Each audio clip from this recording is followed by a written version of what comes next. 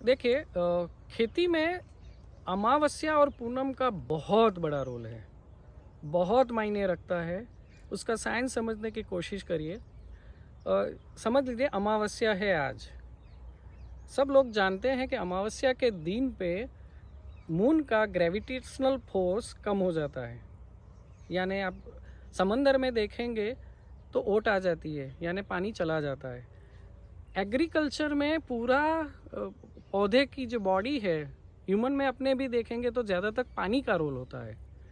तो आप विजुलाइज करिए कि जो मून है उसका ग्रेविटी कम है, उसकी वजह से होगा क्या कि पौधे का जो भी लिक्विड फॉर्म है, उसका न्यूट्रिशनल जो चीज़ें हैं वो ज़्यादा तक पृथ्वी की अंदर नीचे की तरफ जाने की कोशिश करेगा। तो उस दौरान उनके सब तत्व है ज़्यादा तक रूट्स के पास में जाएंगे।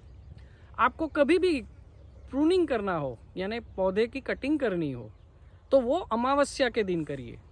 क्या होगा कि उसने जो मेहनत करके जो अपने जो तत्व लिए थे वो अभी नीचे है और आपने डालियाँ काटी, तो जो उसमें होना चाहिए तत्व वो कम है, तो नुकसान जो है बनाया था वो नुकसान कम होगा उसको। बाद में वो ग्रो कर लेगा, जो भी आपकी अपेक्षा होगी उसके हिसाब से बहुत बढ़िया रिजल्ट आएगा। अब यही चीज़ आप समझ लीजिए कि आप पूनम को कर रहे हैं। पूनम को क्या होगा, उनका ग्रेविटी ज़्यादा होगी, तो इससे क्या होगा, वो खींचेगा पृथ्वी के तत्वों को। जैसे समंदर का पानी खींच के बाहर आ जाता है, उसी तरह होगा कि भूमि से वो सब तत्व पौधे में ऊपर की तरफ उठेगा। यानी पूनम के दिन पे पूरा बॉडी उनका तत्वों से भरा हुआ है और आपने काट दिया। समझ लीजिए एक डाली काटी, एक अमावस्या को काटी, एक पूनम को काटी। डाली तो वही है आपको दिखने में, लेकिन अमावस्या के दिन पे उस डाली में तत्व कम थे, तो बॉडी को, उनके बॉडी को बाकी तुरंत वो तत्व मिल गए। लेकिन पूनम के दिन अगर काटा आपने तो होगा क्या कि इसमें बहुत तत्व थे और काटा आपने तो उसको तत्व ज़्यादा मिस हो जाते हैं। तो ये कॉमन सेंस चीज़ थोड़ा सोचेंगे तो समझ में आ जाएगा कि आपको जो भी कटिंग करनी है, जो भी प्रूनिंग करना है, वो अमावस्या के दिन करें और पूनम के दिन को अवॉइड ही करें। एक बात इसी का साइंस को हम पकड़ के चलें कि अमावस्या के दिन अगर वो जो चीज़ें जाती है वो पौधे से नीचे की तरफ जाती है, तो आप इतना पकड़ लीजिए कि वो नीचे खींचता है। तो जो भी स्प्रे करके आपको पत्तों से उनके बॉडी में भिजवाना है, आप अमावस्या के दिन पे भेज दीजिए। होगा क्या कि वो एब्सॉर्ब करके पूरे बॉडी में अंदर ले जाएगा। पूनम के दिन पे क्या होगा कि वो सैचुरेटेड ही है, अगर डालोगे तो वो इतना एब्सॉर्ब नहीं कर पाएगा।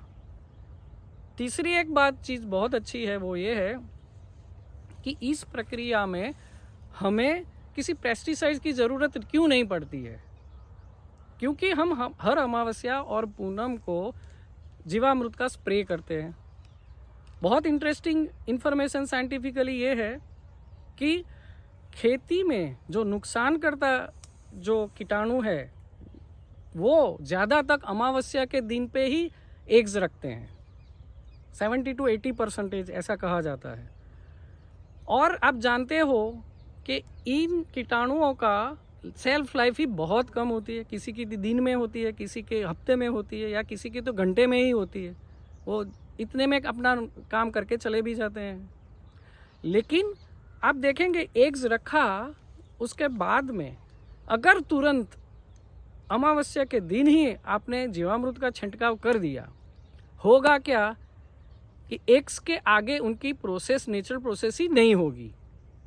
अगर वो मिस कर गए, समझ लीजिए कि अमावस्या के दूसरे दिन स्प्रे कर दिया आपने, टाइम साइकिल तो इतनी फास्ट है उसकी कि आगे की उनकी तो साइकिल चालू हो गई, एक से आगे बन गया।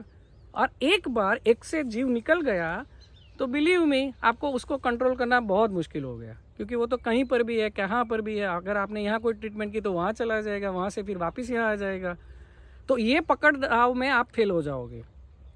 तो कभी भी खेडूत को अमावस्या और पूनम को मिस नहीं करना है जीवामृत किसी भी हाल में। देखो जैसे दिवाली होती है वो अमावस्या के दिन होती है, मेरा भी आदमी है उसको तो छुट्टी चाहिए ना उस दिन को, जो स्वाभाविक है। उनको बोल दिया हमने कि भाई हाँ छुट्टी कर ले, मेरी वाइफ को मैंने बोला कि दीपावली तो रात को होती है ना, दिन में कहाँ कुछ है।